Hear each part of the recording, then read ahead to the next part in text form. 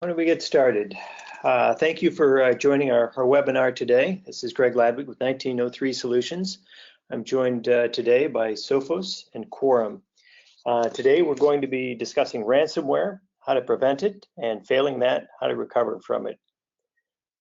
Before we begin, I'd like to do a little bit of housekeeping. Next slide, please. So all lines will be muted during the webinar. We'll take questions throughout. There is a special chat window there. You can type your questions in there throughout the webinar. We'll be answering those at the end of the webinar.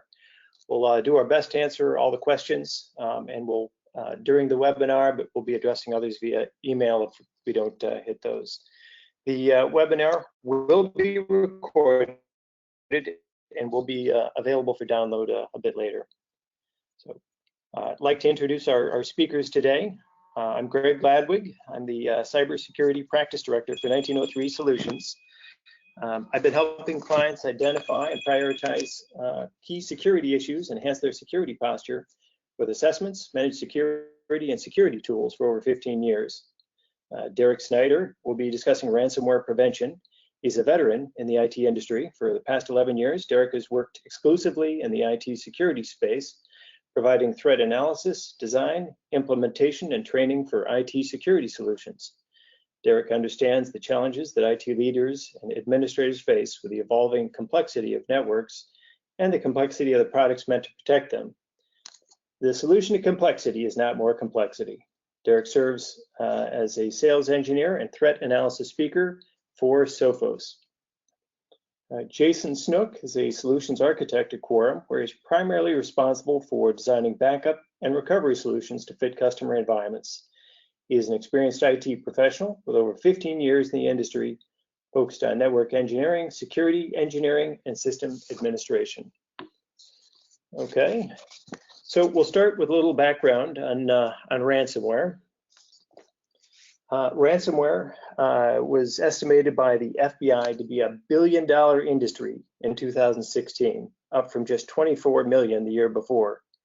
Ransomware has emerged as the fastest growing malware across all industries in 2016, increasing in prevalence, number of variants, and the cost of ransom. Now the bars in this chart show the number of ransomware attacks a single vendor saw across a period of about 1 year on its appliances. They have hundreds of thousands of appliances across the globe. It is just a select cut, but these numbers are in millions of attacks. So in 2014 and 15, which you can barely see on the left of the graph, there were 3.2 million and 3.8 million attacks. In 2016, there were 638 million attacks on their appliances, an increase of 167x.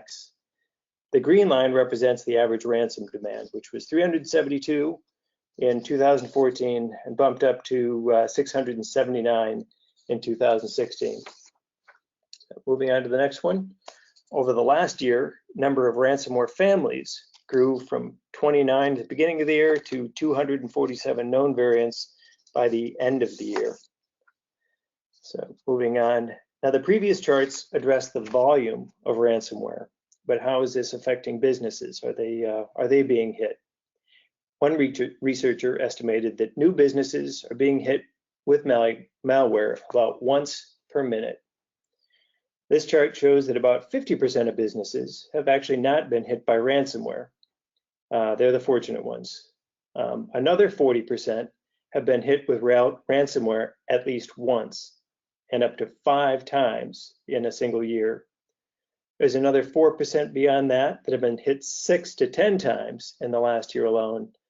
And finally, another 2% that have been hit 11 or more times in a single year. So ransomware has been widespread, affecting industries across the board. A few industries seem to be especially hard hit in 2016, technology and utilities. Now what's interesting is that healthcare, which is at the bottom of the list, made the headlines last year with over a dozen hospitals making the news last year. Hollywood Presbyterian was one of the more prominent cases, having to pay $17,000 to get their critical files back. Let's look at the cost of an attack. Now, the ransom is really just the tip of the iceberg in terms of cost. The average ransom is now about $600 to $700. However, in 2016, as I just mentioned, Hollywood Presbyterian was hit with ransomware.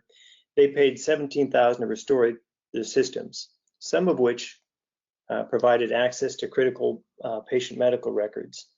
At $17,000, again, is a small fraction of the total cost, which would include things like downtime cost. Organizations may be forced to shut down systems to deal with the infection. Customers may be affected as services are impacted.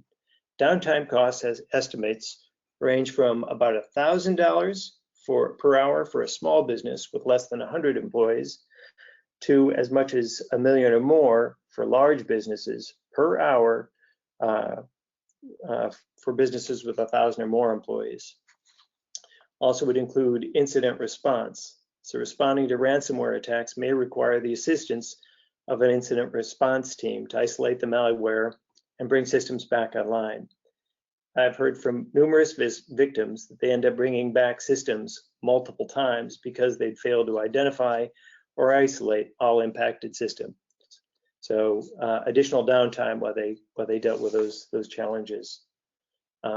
Organizations could also be hit with legal fees if customers are affected, and there are potentially other fines and penalties that could apply. Data loss. Loss of data due to files being encrypted or stolen can have a huge impact on a business. Loss of company records, customers' PII or intellectual property can significantly impact the organization. And while it hasn't happened, there is the potential for loss of life. In the case of a hospital or other medical organization, patients' lives could be put at risk as essential medical equipment goes offline. Patient records, including medical history, could become inaccessible, leading to delays in treatment or incorrect medication being delivered. While the cost will vary from company to company, as indicated here, the cost of the ransomware itself is really just a small fraction of the total incident cost. So how is ransomware getting onto your network? And the short answer, most of the time, is end users. Most common source is email, accounting for roughly 50% of all ransomware. It's either a URL in an email or an email attachment. These emails could be indiscriminate spray and pray or more targeted phishing campaigns. The next most significant source of ransomware is websites, accounting for roughly another 25%. The last line here is kind of interesting. About 10% of the time, the source of the attacks are unidentified. Companies down dealing with ransomware, but afterwards they just can't identify where it came from. I should note that there have been a few ransomware incidents that were not the result of end user action, but instead were forensically determined to have been part of a larger breach. The networks had been penetrated, and then the hackers infected critical systems with a ransomware. These were just a few, but it portends where this ransomware trend could go. And finally, before I hand this off to Derek, I'm going to go off on a little bit of a tangent here and point out the role Bitcoin plays in this. So we're in technology, we tend to focus on the technical aspects of ransomware, but I think it's important to understand that cryptocurrency is what really enables this to take place. Ransomware requires an anonymized currency. If crypto criminals had to rely on credit cards or bank accounts for payments, the criminals could be apprehended quickly. So I'm an advocate for internet privacy, but I think it's valuable to understand the costs as well as the benefits. Internet anonymity can protect whistleblowers and activists in closed regimes, but also provides cover for cyberbullies and cyber criminals.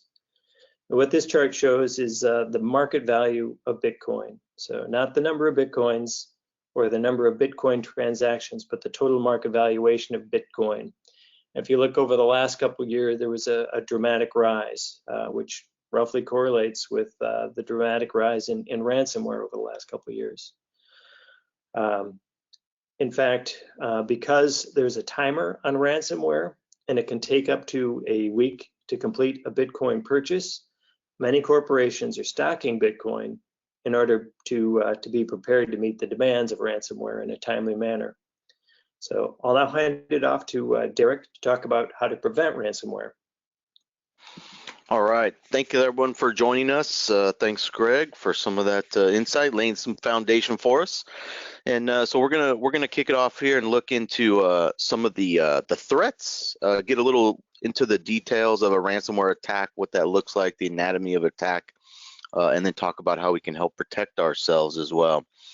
So just a little background on just the evolution of threats. Probably many of us in this industry, most if not all of us, right, are kind of familiar, and we've seen this threat trend, right, going from viruses in the late 90s, and then getting into spyware and Trojans, right? Zeus Trojan was huge, 2.3 billion, right?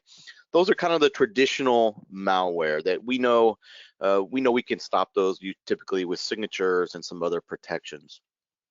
And then in the last few years, we get into more advanced threats, remote access Trojans, exploits, taking advantage of vulnerabilities in software, and then into ransomware. And so we'll talk about this more as we go through this. What are some of the trends that we're seeing in regards to threats? Some of this won't be a surprise probably. So we know that threats are becoming more targeted, right? So they're not unique, or they are unique, sorry, to that organization, right? Because they are becoming more targeted to the specific business or industry that they're targeting. The volume being targeted is growing, right? We know through exploit kits, this is really one of the big methods of delivery. So taking advantage of those vulnerabilities in legitimate software. And then looking at why is that important? Because we know the average time to fix for most of us is close to 193 days, right? And there's good reasons often that you all are not patching up machines right away, right? Everyone's not running out on Tuesday to apply that patch, and for good reason often. But so how are we going to protect ourselves in the meantime against those potential exploits and those vulnerabilities, right? Which are going to deliver payload often for ransomware, with ransomware. So what does that look like? What do some of these threats look like? Greg touched on the email portion of that, and certainly that is one of the biggest ways that ransomware is delivered. So it might be a dropper file when we're looking at ransomware. That could be through visiting even a legitimate website, and I'll show you some more of that as we go. Where a simple dropper file can get put on your machine and then call out and deliver the rest of the payload. Phishing emails, of course, are huge, and those have gotten really good and difficult to spot, frankly, for even some of the most experienced end users and sharp end users. So, and then document malware, which we'll look at as well today, right? Macros running, tricking users into clicking to enable macros and allowing things to run. Very big industry. So successful attacker earning possibly up to $394,000 in a single month. I know when some of us see that number, we think we're in the wrong industry, but I like to think we're on the good side of it, right? Doing it honestly. So we'll get into some more details here of the anatomy of a ransomware attack. So how does a ransomware attack work? What does it look like? As we mentioned, different delivery methods. It might be an exploit kit. It might be through some sort of spam attachment, document malware, dropper file, however it gets delivered. At some point, that's going to reach out in the second step to a command and control server and download the public key and start encrypting. And that's the next step. It will actually go ahead and look through your drive, your any attached shares or drives, and begin to encrypt certain file extensions that different variants will look for. Then it will make its ransom demand, and then eventually leave some notes behind, probably delete itself.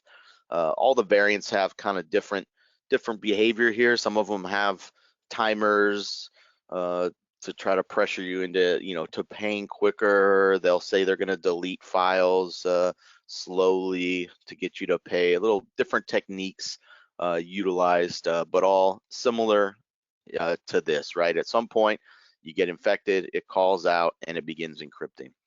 Some of the variants even do have a local key included with them, so they can, let's say you have a next-gen firewall, or you have some really good endpoint protection that's going to block that call out to a command and control server, which would be great if you have that. But there are some variants that will then actually just start encrypting with a public key that was actually included with the ransomware. And you would really be none the wiser, right? You would not know that. So it's sort of an offline mode for some variants as well. So we really need to approach ransomware from all different angles and perspectives, right? Just like most security, you need different layers and different perspectives to break that chain, or that threat chain. So let's talk about a few pieces of how it's delivered, right? So exploits, why are exploits so popular today, with ransomware being the biggest or most popular payload that's delivered? I won't go through this whole chart in specific detail, but I think it's interesting. And really what this is showing and describing here is how easy it is for someone that's non-technical to be in this business, right? To be a criminal in this business and make a lot of money. And that's why exploits as a service is growing, because it's very easy for non-technical people to get started, right? So very much like you know, kind of like a multi-level marketing, if you will, at times.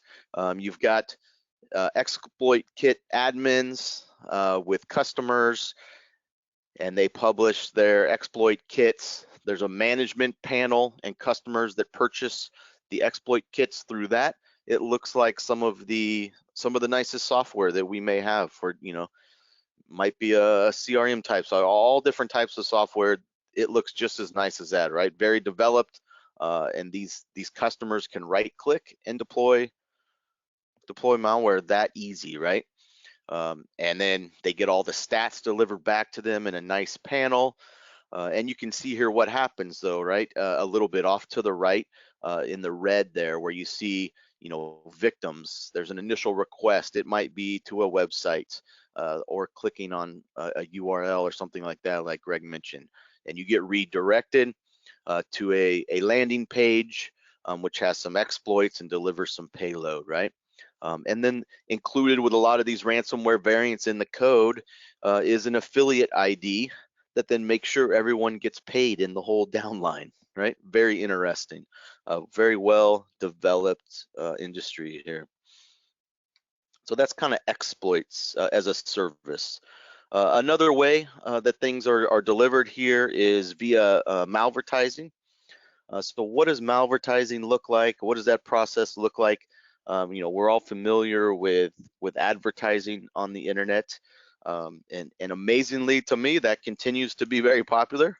Though I know most of us don't click on those, but those eyeballs, right, continue to drive demand.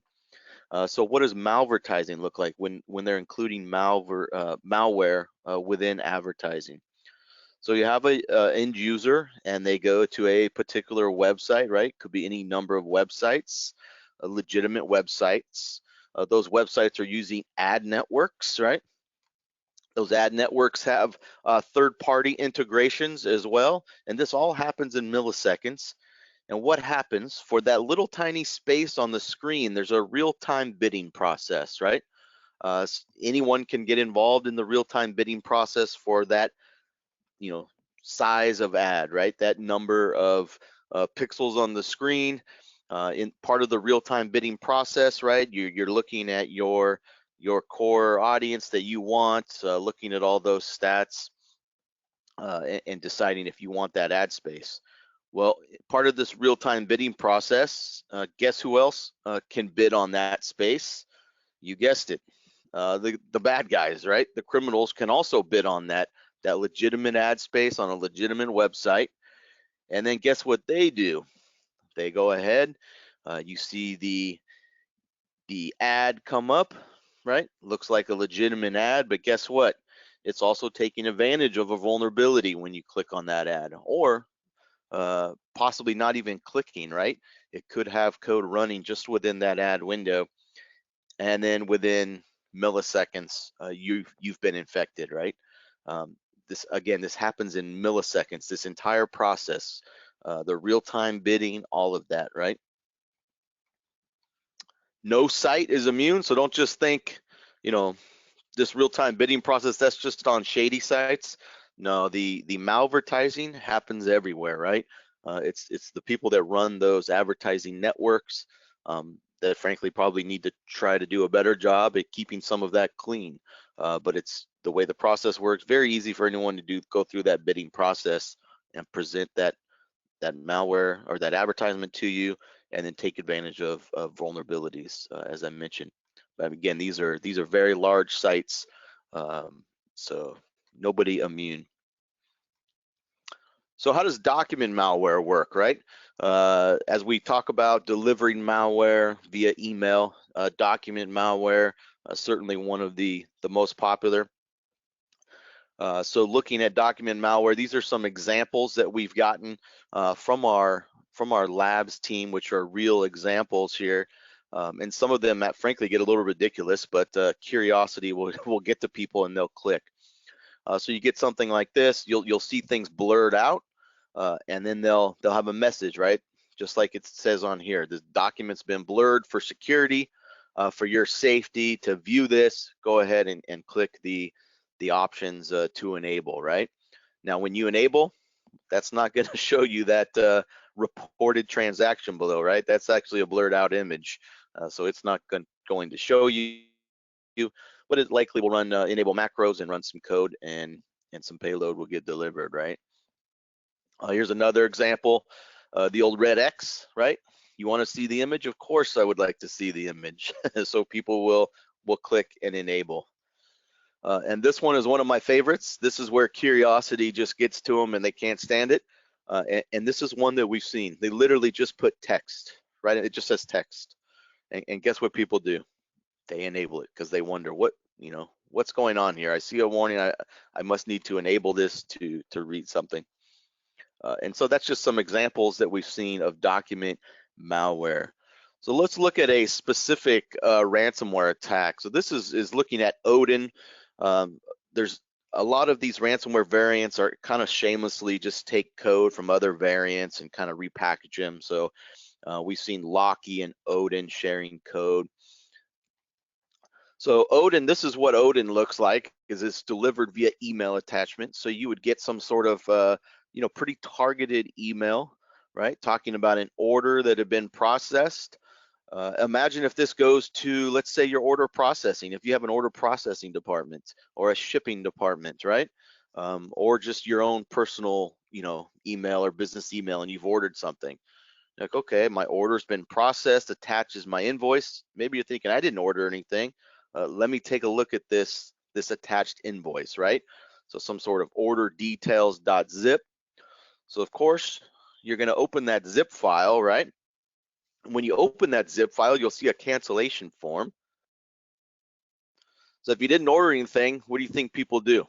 Well, of course, I need to click this cancellation form because I want to make sure that nothing gets ordered that I didn't order, right? But what happens, that's actually a dummy file, and that actually doesn't get unpacked from the zip file. But if you go look at the zip file, once you unpack it, what you actually will see, you'll see an orders detail and you'll see a cancellation form. Interestingly, without extensions on, you won't notice what these are. For kind of the lay end user, they will just assume that's some sort of document. They don't pay much attention to icons or extensions. But certainly if you have extensions on, what you would notice is that's actually a .js JavaScript program and not a document. So end users would open that cancellation form. Boom, you've got some code running, and again, payload being delivered. And guess what happens? Starts encrypting. Encrypts your files, and then you would get this tab opened in your browser, right? Important information, all your files have been encrypted, and then they give you the process for paying, right? How to pay the ransom to get your files decrypted. Now, I always like to note that the process of getting files decrypted is not simply pay your Bitcoin that they're asking for, and then boom, magically all your files are unencrypted and appear. It's actually much more much more labor involved.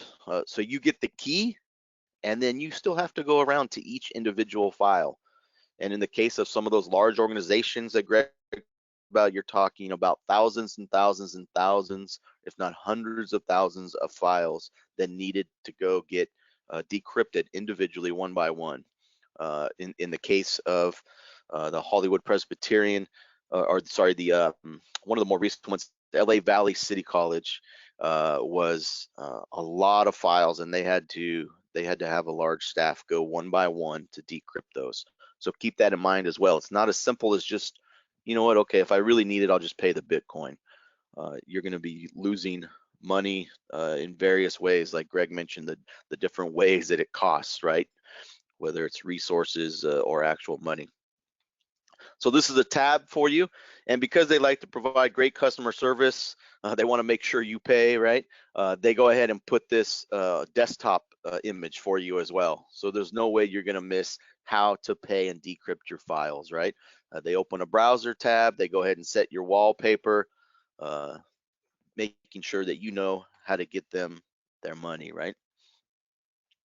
So what can we do to protect ourselves? So this is kind of the evolution of security, building off the evolution of the threats that we talked about earlier. And so, you know, exposure prevention, so doing things like web filtering, application control, USB device control, reputation, download reputation, looking at pre-execution analytics and signature matching, scanning files, right? That's the traditional malware. That's how we combat traditional malware, right, with our security. Definitely something you still want to do, right? We don't want to skip the easy stuff. At Sophos, our endpoint can do all of that, our endpoint protection, and we recommend it, right? A lot of next-gen only vendors may tell you, you know what, forget about AV, it's all dead. Just run this next generation protection. That's all you need. Most of what they mean when they say AV is dead is what they mean is signature-based only blocking is dead. And we would pretty much agree with that. Only about 5% of what we block is done by signature with Sophos. But we still want to keep the easy stuff off if we can, right? Keep the bad stuff off, easy with low overhead. Let's go ahead and do it, right?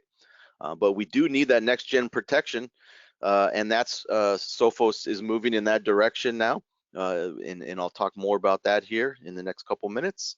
But these security protections have moved into how do we protect these against these advanced threats? So we're looking more now at runtime, behavioral analytics, and then into exploit detection, which I'll talk about. So how do we protect against these next generation threats, right? Those advanced threats that I was talking about. So if you asked any vendor, if I asked everyone on this call, what is next generation endpoint protection, I'd probably get a different answer from everybody, right? The definition of next generation endpoint protection. At Sophos, what we really believe next generation endpoint protection is a comprehensive coverage and protection, right? Again, not just a slice of the pie, not just one little next generation piece, and you allow everything else onto the machine. We really believe you need the comprehensive coverage, which goes from the pre-execution, as I mentioned, so looking at device control and app control and signatures, and then moving into post-execution, looking at behavioral and exploit prevention. Also worth noting here on this, you see machine learning highlighted in green. So about a month or two ago, Sophos announced our intent to acquire Invincia, so adding some machine learning as well that we're pretty excited about to integrate into our next generation endpoint protection to go alongside our exploit prevention and behavioral detections that we already have. So let's talk just a minute about Intercept X, and this is Intercept X is the name of the product. It's part of our endpoint protection that we've released to help protect you against ransomware specifically and against exploits specifically, and then provide you some feedback on root cause. So we'll get into a little more of the details here on the next coming slides about how that works, right?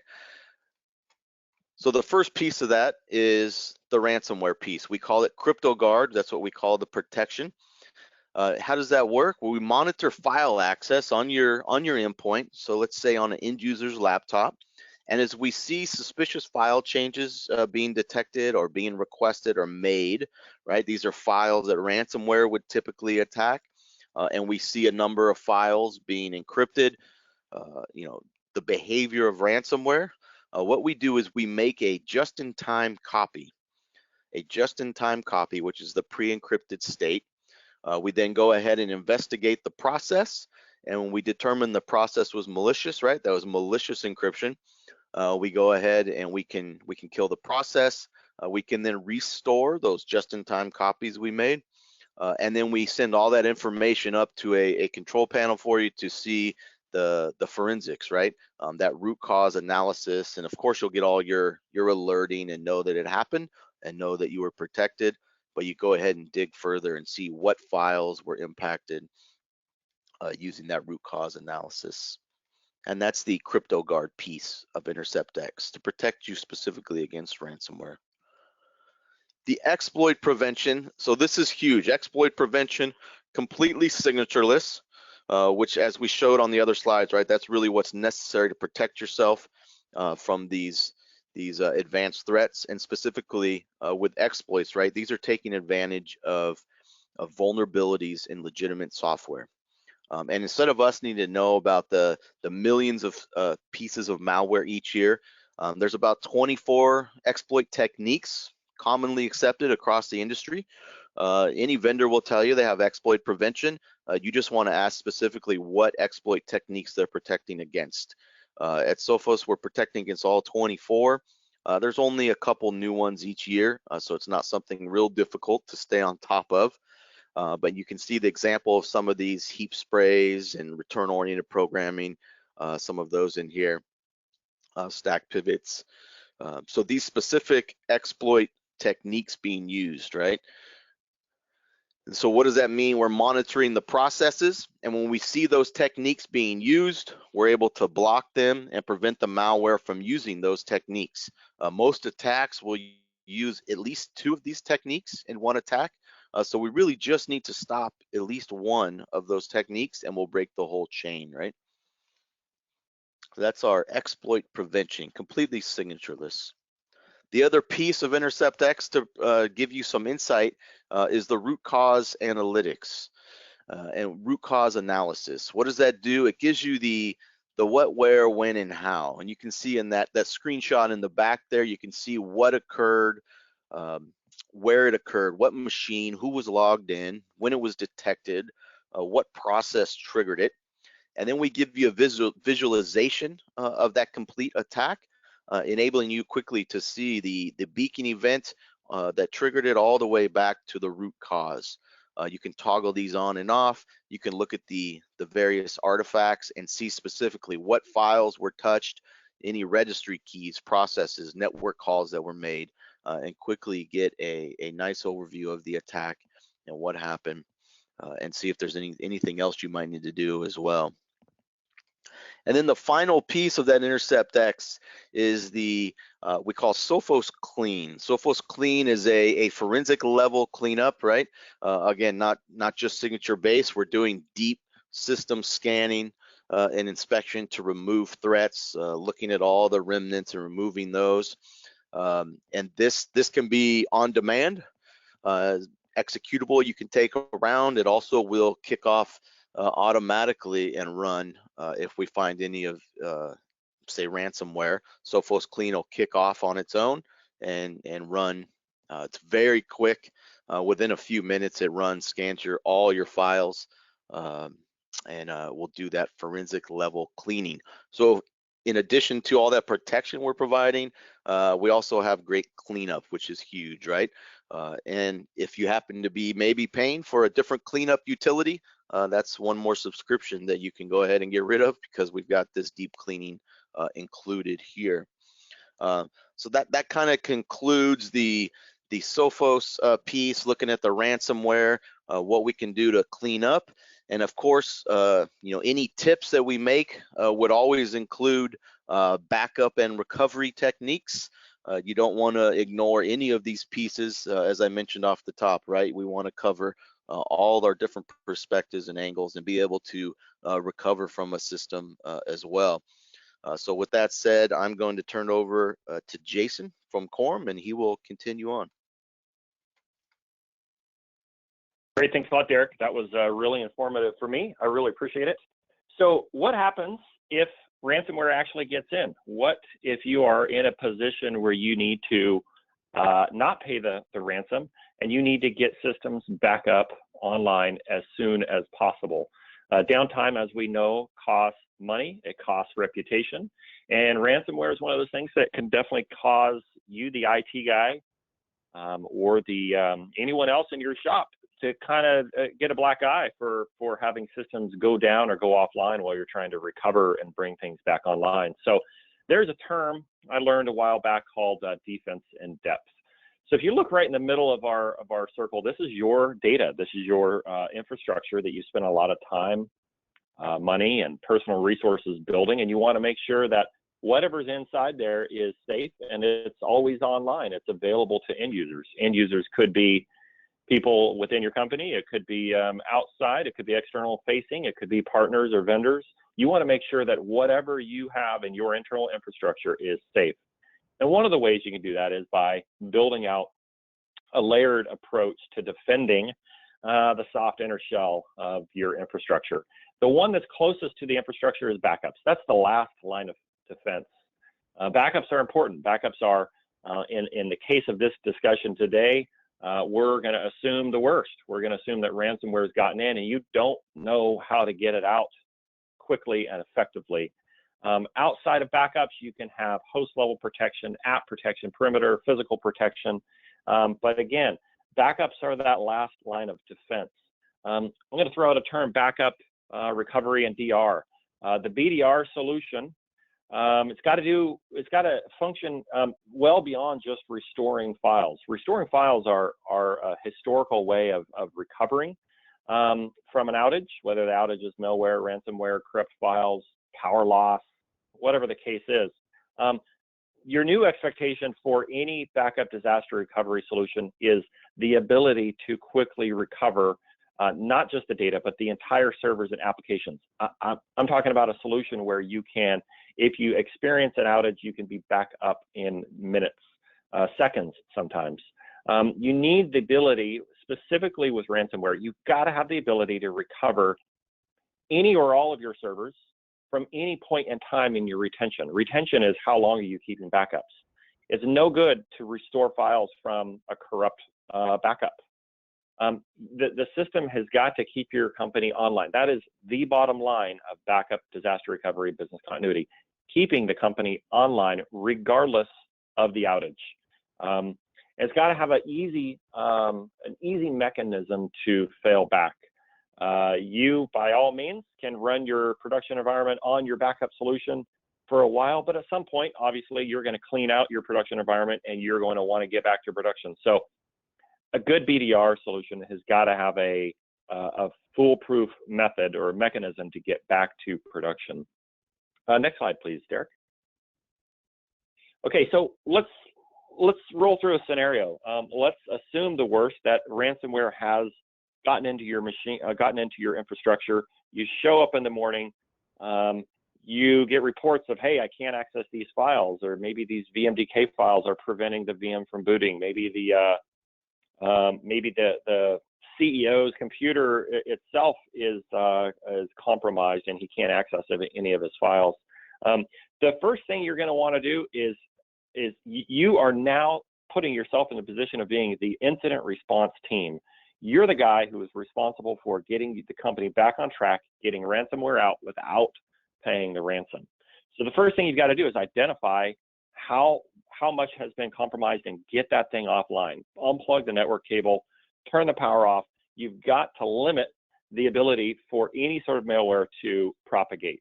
The way that you do that, again, find out what UNC path has been compromised and get it off the network. Verify that server that you've now turned off, verify that it's actually offline. I've worked with customers in the past who have a DFS in place, And so they've got multiple file servers. They disconnect one or two of their file servers, but they forget the third because they're in a clustered environment. Make sure that the entire path is offline and you cannot touch it. That is, without a doubt, step one. Next thing you're going to do, and this is going to fly by super fast if you're in the position of trying to get back online. You got to check your environment. You can spend a ton of time in this, or you can get really down and dirty and find out the common places that ransomware has impacted a folder or a subset of folders. Look for common extensions. I got this from Netfort. Look for duckcrypt, enigma.lock files. Check your UNC paths for anything that looks out of the ordinary. By all means, a lot of times you're going to see a file that's called decrypt.htm, or it's going to be a variant of that. That's going to be your source of finding out which folders are actually impacted. So now you've checked your environment, all right? You've gone through and you've checked all your UNC paths. You have an idea of what is compromised and what is not compromised. So now let's start locating the offending machines. We got to get patient 0 out of the loop. We got to get them off the network. So the way that you do that, again, go to that server that you pulled the network cable from, go in there and start looking for the properties of decrypt.htm, or the properties of the actual file itself that has been encrypted, and look for the owner. Look for the last access date. There's various tools that you can use to do this. You can do it manually, or you can use third-party tools.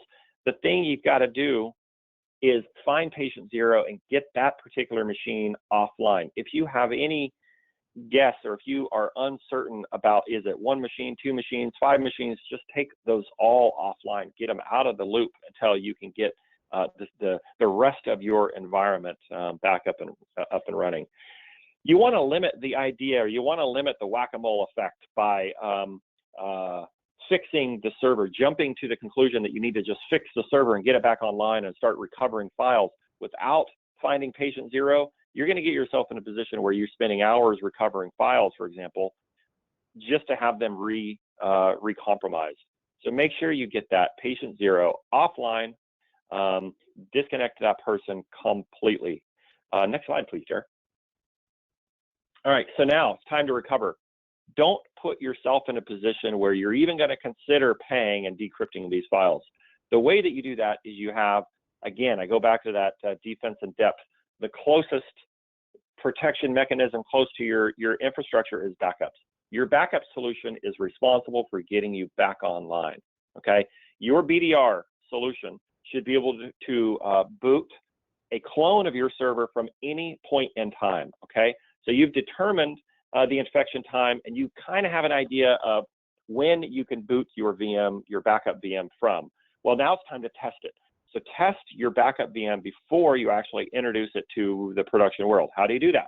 Well, in a lot of BDR solutions will allow you to boot up a clone of your protected server, boot it up and look at it. Look at it while it's segmented off your network. Do a scan of it. Make sure that those UNC paths are completely fine. They have not been compromised. Your solution, your BDR solution, should be able to recover your servers from any point in time in a test network. What does that mean? It means if I'm taking snapshots of servers every 4 hours and I'm keeping them for 40 days, your solution, your backup solution, should be able to boot that VM from a previous point in time.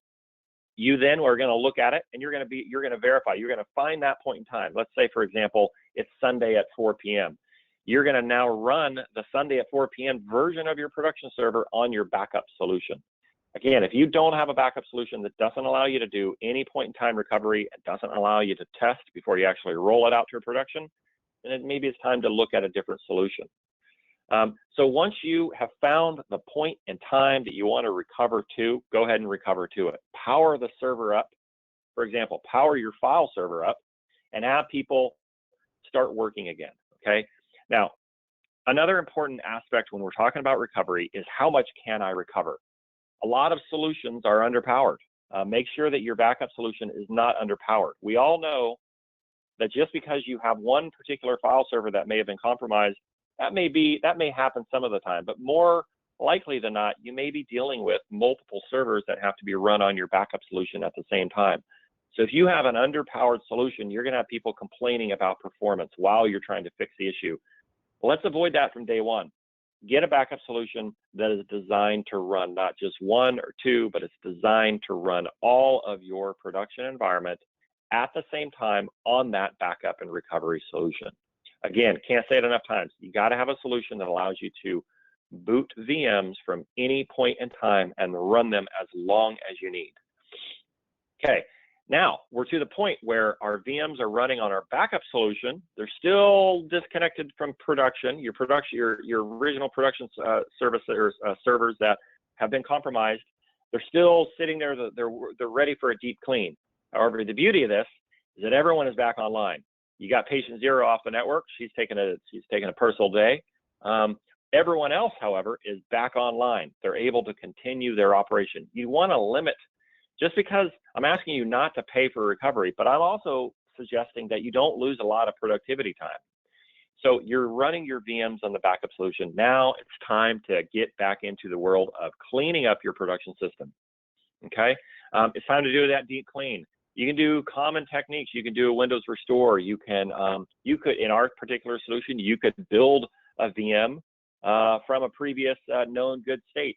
You could do the file level restore, where you are restoring every single file from a previous point in time, maybe 4 hours ago, maybe 8 hours ago, maybe 2 weeks ago. You're restoring those files to the production server.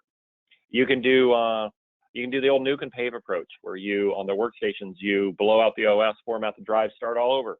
There's third-party tools that will help you get back online and clean the systems. But the main thing here is that you're not experiencing an outage while you're cleaning the system. People are up and running, everyone's happy. You're doing the deep clean on your own timeline. You're not in fire drill mode trying to clean the system so you can get people back online. We're avoiding that by creating a backup solution that allows you to run all of your environment at the same time. So how do you get back to production? Let's say you ran your VM clones on the backup solution for a week. Let's say it took you an entire week to clean your system, or 2 weeks, or even a month. Doesn't really matter. You're going to have a way to get back to production. Pretty easy. Step one, boot your production server to an ISO image that we've created. Step two, build your server, doing either an incremental or a full BMR, bare metal restore. Do an incremental or full BMR to that production server to get all the changes back to production. Power off the Quorum recovery node. Recovery node to us is just that VM clone. Power it off, power on your production server. You're looking at zero data loss and almost zero downtime, because you do this BMR process while the VM is running on the Quorum appliance. We actually do the failback process from backup data, not that running clone that's running on the appliance. Thereby, you, the administrator, are not working nights and weekends to get back to production. So again, Quorum's failback options are going to include both an incremental and a full BMR, bare metal restore, and you're going to do this while people are accessing the system. This is the beauty of the Quorum solution. It's designed to be fast, designed to be simple, designed to get you back online as quickly as possible. With that, Derek, I'm going to turn it back over to you and Greg. Take us home. Jason, thank you very much. That's very informative. We have time for a couple questions here. Keep questions coming in. Jason, I'll give you a little break and direct some of the questions that have come in to Derek. Derek seems to be looking for a little clarification on Intercept X, and is that a standalone product or part of Sophos endpoint protection? Yeah, thanks, Greg. Good question. The Intercept X piece, it can be either or. So it can run standalone next to any other sort of traditional AV vendor you may be running. So it can run sort of as its own next-gen endpoint protection next to a traditional AV, or it's just part of our all-encompassing comprehensive endpoint protection, one client that would do the device protection, the app control, the everything else that I talked about, including the Intercept X, all in one client and one policy. But so yeah, either or. Okay, so one of the additional question is, what version of product is Intercept X and Sophos Clean a part of? So if they purchase Intercept X, they get Sophos Clean as part of that, correct? Yes, Sophos Clean comes with Intercept X, and probably a good point to note that So Intercept X is what we call that product as part of our Sophos Central platform. That's our cloud managed endpoint platform. We also do have a variant of that for our on-premise customers. If you're running our on-premise endpoint managed console, it's called Endpoint Exploit Prevention. Okay. So that was an additional question came in. I was told that Intercept X was not compatible with the on-prem version of Sophos Endpoint. Is that actually the case? No. So that's actually what I just kind of alluded to there. So it's called Endpoint Exploit Prevention. So that just came out in the last couple months. So probably previously we had Intercept X for quite a while where it was not on premise yet. Now it is, but it's called exploit prevention, endpoint exploit prevention. So okay, they could get a hold of us, speak to one of us for more information. Okay. Jason, once you find patient 0 and confirm the malicious files are contained, how do you determine how the files made their way to the PC? I guess that could be Jason or Derek. Yeah, from a Sophos perspective, our root cause analysis piece will help out with that. And you could see a specific document that was opened and clicked and then what it went to do when it opened. Perfect. Okay.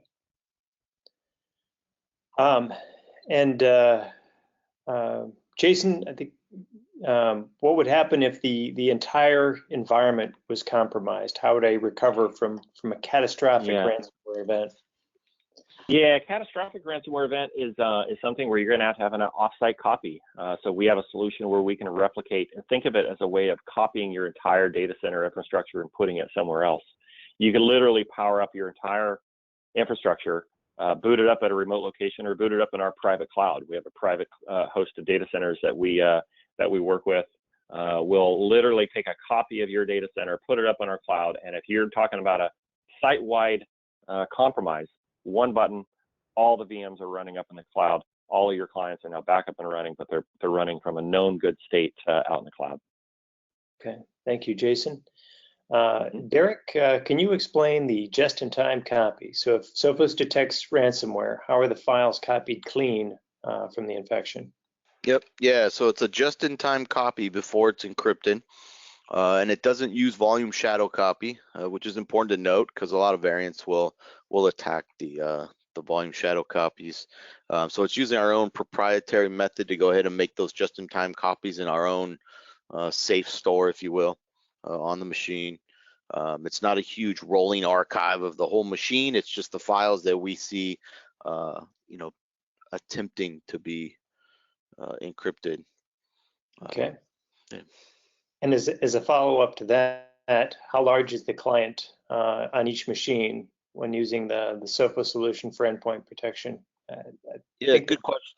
So the size probably it'll run somewhere around 60 meg in memory, couple 2-3% CPU, pretty low disk I/O, running just the Intercept X by itself. Okay. Let's see here. We've got time for some more questions, so keep the questions coming in. Jason, for you, if the production system was built using SSD, SAN for higher average IOPS, how would the recovery work? Yeah, I mean, recovery's got to match performance. I mean, recovery performance has to match production performance. So you got to find a backup solution that leverages SSD, specifically NVMe cache is a great way to do that. So again, when you're looking at a backup vendor, if you've got high-speed production environment, you had better have a high-speed backup environment as well, because failing over to a slow-speed recovery mechanism is just going to cause all kinds of headaches and nightmares. So fortunately, Quorum is all built on NVMe cache. It's all built with 10 gig networking. So performance-wise, we're going to beat almost all of our competitors and in the performance aspect. Okay. Got a question here. Is ransomware generally a 0-day event, or is there a percent of how many might be future day timed? So As one of the slides described, there were several hundred variants developed just in the last year. Some of those are definitely 0-day, but there are a lot of those that have been around. We have signatures and understand the features and can respond to. Whether we have the signatures or not. Derek, you have any further clarification or anything you want to add to that? Yeah, just that I would say a true 0-day we don't see in the wild too much. And by 0-day I mean a vulnerability in legitimate software that's previously unknown, right? So really what we see in the wild more often than not, which was part of our exploit prevention, is we see known vulnerabilities being exploited because they're not patched up. That's the easy path for the criminals, right?